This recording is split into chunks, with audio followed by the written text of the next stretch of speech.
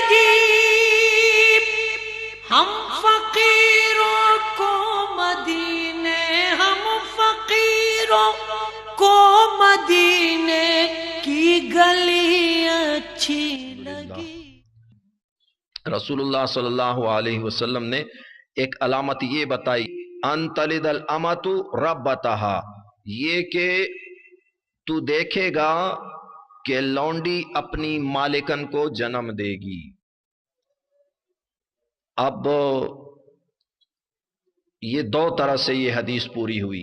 ایک تو یہ کہ جب عرب نے فتوحات حاصل کی تو بنو عباس اور بعد کے خلفاء جتنے بھی تھے تو اس میں سے بعض بادشاہ ایسے گزرے ہیں جو لونڈیوں کی اولاد میں سے تھے، اور ایک اس طرح پوری ہو رہی ہے کہ آج جو اولاد ماں باپ کے ساتھ سلوک کرتی ہے وہ کوئی نوکر کے ساتھ بھی نہیں کرتا۔ تو یہ بھی حضور کی حدیث 1400 سال بعد پوری ہو گئی۔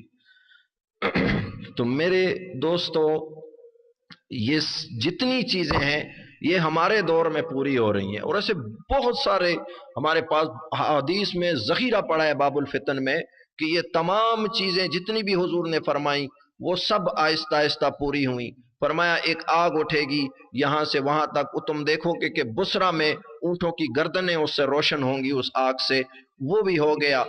فرمایا بیت اللہ شریف میں ایک نقلی مہدی آئے گا، بیت اللہ پہ حملہ ہوگا، وہ بھی ہو گیا۔ یہ سارے نظام رسول اللہ نے جتنے فرمائے ہماری آنکھوں کے سامنے پورے ہو گئے۔ تاریخ نے لکھا، موجودہ دور کے متعلق جتنی چیزیں وہ ہم دیکھ رہے ہیں خود ہی، تو یہ بھی پورا ہونے کو آ رہا ہے کہ ہمیں محشر کے میدان میں کھڑا کیا جائے گا اور اللہ پوچھے گا نماز پڑھی تھی نہیں پڑھی تھی، زندگی کیسے گزاری، دوستوں کے حقوق ادا کیے نہیں کیے، ماں باپ کا حق ادا کیا نہیں کیا، بیوی کا حق ادا کیا یا نہیں کیا، اولاد کی تربیت دین کی۔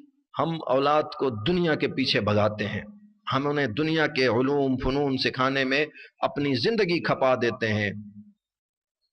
کبھی یہ سوچ نہیں آئی کہ رزق دینے والا تو اللہ ہے، اگر اس کو میں دین سکھاؤں، اگر اس کو میں نماز سکھاؤں، اگر اس کو میں قرآن پڑھاؤں تو اس کو دنیا بھی اللہ دے گا، آخرت بھی دے گا، اور اس کی وجہ سے اللہ مجھے بھی نجات دے دے گا۔ وہ ایک واقعہ ہے نا، ایک شخص فوت ہوا، اسے عذاب در عذاب، عذاب در عذاب، عذاب در عذاب۔ یہاں اس کی وفات ہونے کے بعد اس کا بیٹا پیدا ہوتا ہے، وہ بڑا ہوتا ہے، والدہ اس کو لے جا کے ایک قاری صاحب ایک عالم کے پاس بٹھاتی ہے، وہ پہلے دن پڑھتا ہے بسم اللہ الرحمن الرحیم، اللہ رب العزت فرشتوں کو حکم دیتے ہیں اس کا عذاب ختم کر دو۔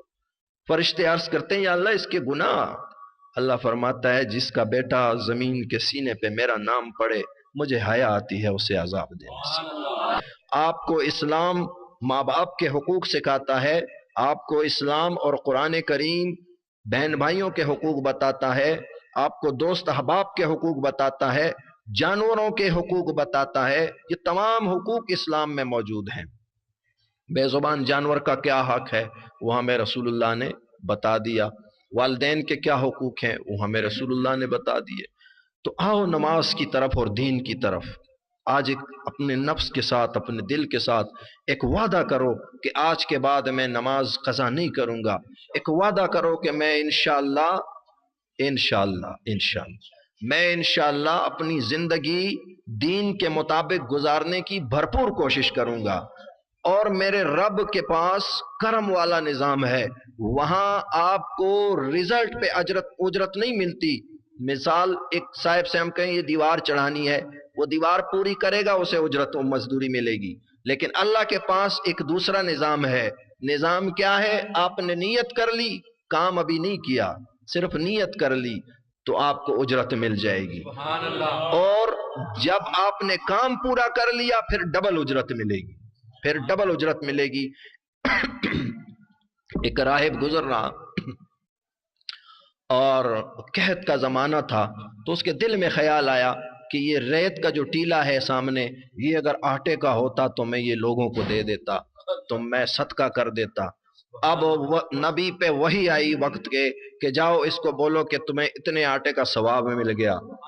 تو یہ نبی نے اس کو بتایا. اس نے کہا حضرت میں نے تو صرف یہ سوچ تھی کہ یہ ریت کا ٹیلا اگر آٹا ہوتا تو میں اس کو صدقہ کر دیتا. اللہ نے فرمایا کہ میں نیت پہ اجر دیتا ہوں. تو نیت پہ آپ کو اجر ملے گا. آپ اپنے دل سے عزم کریں کہ ہم آج کے بعد اللہ کو ناراض کرنے والا کوئی عمل نہیں کریں گے، اور پھر اس پہ مستقیم ہو جائیں، اس پہ ثابت قدم ہو جائیں.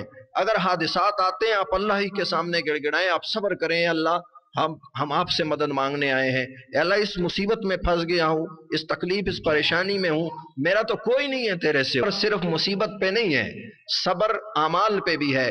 نماز کا وقت ہے، اب میں بڑا پریشان بیمار نہیں، میں نے صبر کرنا ہے، میں نے نماز پڑھنی ہے. گناہ کے لیے کوئی بلا رہا، فلمیں بن رہی، مجھے پکار رہے کہ آ جاؤ بھائی یہ فلم دیکھنی ہے، نہیں میں صبر کروں گا، میں نے گناہ نہیں کرنا. کہیں نشے کی طلب ہے، میں نے صبر کرنا ہے، میں نے گناہ نہیں کرنا. نیکیوں پہ بھی صبر، استقامت کہ نیکی ضرور کرنی ہے، اور گناہوں سے بھی صبر کہ گناہ سے دور ہٹنا ہے. تو کوشش کرو اللہ اور اللہ کے رسول کے دین پہ چلنے کی. وقت بہت تھوڑا رہ گیا ہے، بہت کم لمحے ہیں ہمارے پاس. ہماری زندگیاں اتنی طویل نہیں ہیں کہ ہم سوچیں کہ جی ہم نے 200 سال اور 120 سال زندہ رہنا ہے تو بعد میں بڑھاپے میں نہیں. نہیں، حضور نے فرمایا آخری دور میں اچانک موتیں ہوں گی، ہارٹ اٹیک ہوگا. ہارٹ اٹیک آج دیکھ لو وہ بھی پورا ہو رہا ہے. ہارٹ اٹیک ہم کہتے ہیں وہ ارے وہ تو ابھی ٹھیک ٹھاک تھا میرے ساتھ، ابھی ہاتھ ملا کے گیا ہے، ہنسی مذاق کی ہے، جی بس ہارٹ اٹیک ہو گیا. تو توبہ کا موقع بھی نہیں ملے گا. ہارٹ اٹیک بس ایک دم موت. تو لہٰذا ہر وقت توبہ کی، اور گناہ ہو جائے بیٹھ کے توبہ کر لو، بیٹھ کے توبہ کر لو. وہاں یہ نہیں ہے کہ اچھا تو گناہ کر کے آیا. بعض لوگ کہتے ہیں نہیں مجھ سے روز گناہ ہو جاتا ہے تو پھر مجھے حیا آتی ہے. اللہ پاک کے پاس وہ نظام نہیں ہے. میرے محبوب نے فرمایا بندہ ایک مرتبہ کہتا ہے اے اللہ مجھے معاف کر دے، ابھی صرف اس نے اتنا ہی کہا ہوتا ہے اے اللہ، اللہ کی طرف سے پکار آتی ہے معاف کیا معاف کیا.